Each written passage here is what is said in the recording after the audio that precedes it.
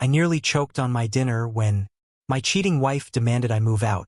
But when I refused and instead offered to help her pack, she called the police, setting the stage for a showdown I'll never forget.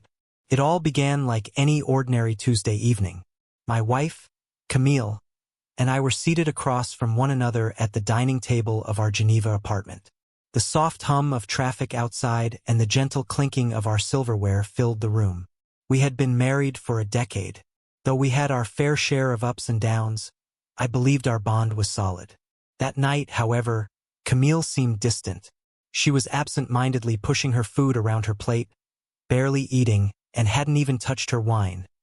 A sharp departure from her usual routine of enjoying a glass or two after work. I dismissed it at first, assuming her demanding role as a project manager for a global luxury brand was just weighing on her. But then, she set her fork down, folded her hands neatly in front of her, and fixed me with a serious stare. "I need you to move out," she said, her voice steady but completely devoid of emotion. I froze, the forkful of pasta I was chewing suddenly losing all flavor. "What?" I managed, swallowing hard, convinced I'd misheard her. "I think it's time we go our separate ways," she said with unnerving calm. "I've been seeing someone else, Gabriel. We're in love, and I want to build a future with him." My chest tightened as anger and disbelief surged through me. "You're joking, right? This is some kind of twisted joke." "No, Lucas," she replied, her voice firm as her eyes narrowed. "I've been unhappy for a long time. I've made up my mind. You can leave tomorrow." I leaned back in my chair, my heart pounding like a drum. "You're telling me to leave my own house?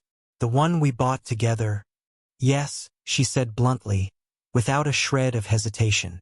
"Gabriel will move in once you're gone." I almost laughed at the sheer absurdity of her words, but the situation was too surreal to find humor in. After a moment of stunned silence, I said, "You know what? I'm not going anywhere. But if you're so eager to start this new life, I'd be more than happy to help you pack." Camille's expression darkened. She stood up so abruptly her chair scraped loudly against the floor. "If you're going to make this difficult, I'll call the police," she snapped. "Go ahead," I replied, keeping my voice steady even though a storm raged inside me. "Let's see how that works out for you."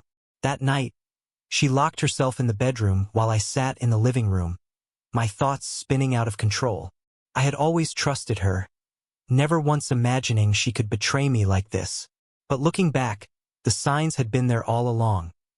The late-night work meetings, the sudden increase in business trips, the way she guarded her phone like it held state secrets. Determined to get to the bottom of it, I decided to investigate. While Camille slept, I opened her laptop. It didn't take long to uncover the proof I needed. Her messages with Gabriel were all there, vividly detailing their affair. For over a year, they had been sneaking around behind my back while I worked late shifts at the bank.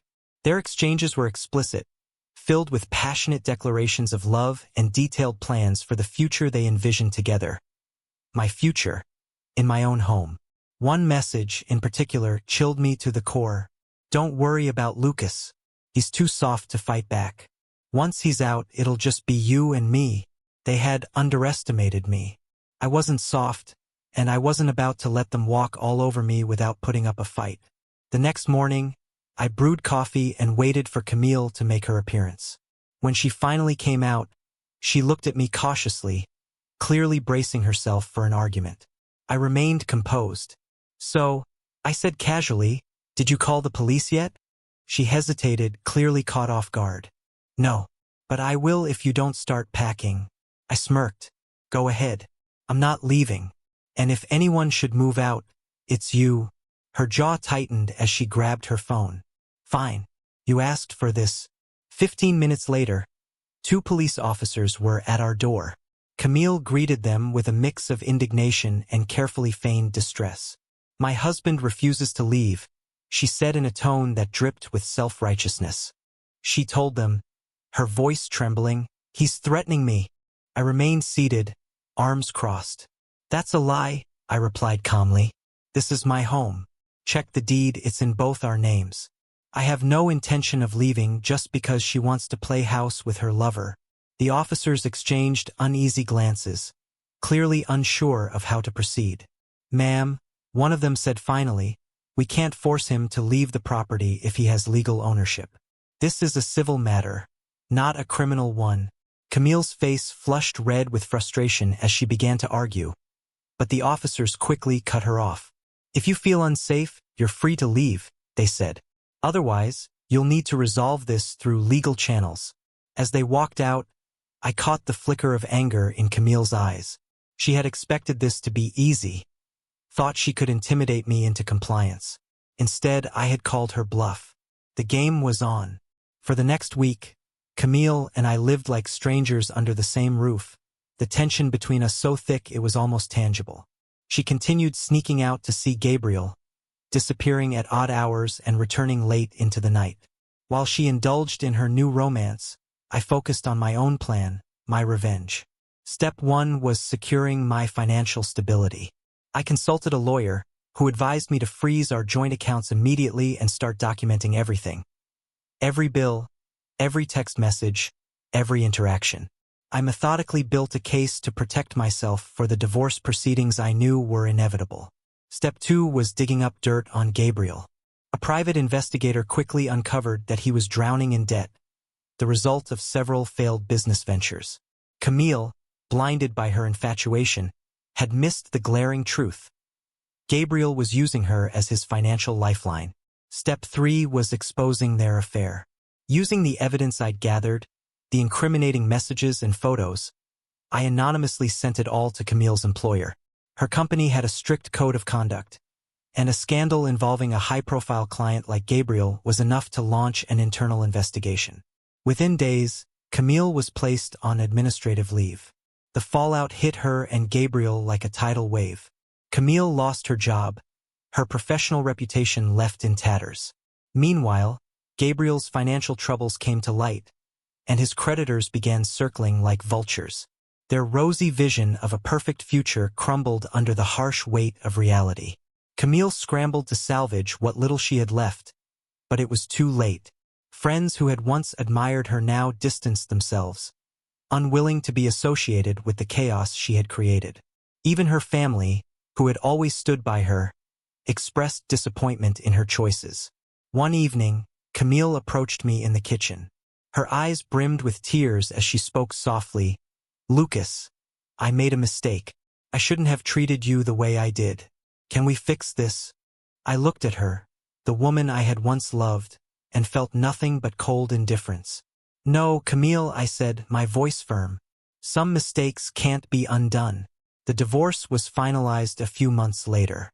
Thanks to the detailed records I'd kept, I was awarded the apartment. Camille left Geneva, moving in with a relative in the countryside to escape her ruined reputation. Gabriel, as far as I knew, had vanished, leaving behind a trail of unpaid debts and broken promises.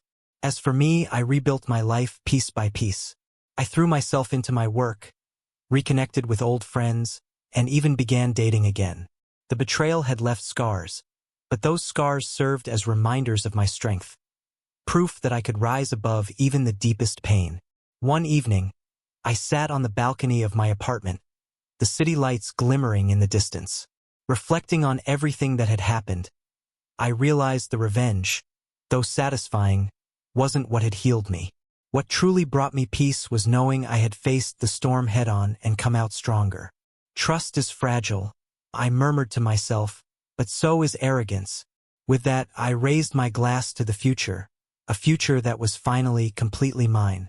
Thank you for being part of this journey with me.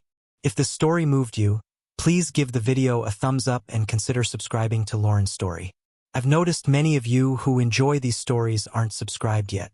By subscribing, you're joining a community that values deep and meaningful storytelling. Let's continue exploring these heartfelt journeys together. And don't forget to click the notification bell so you never miss our next story.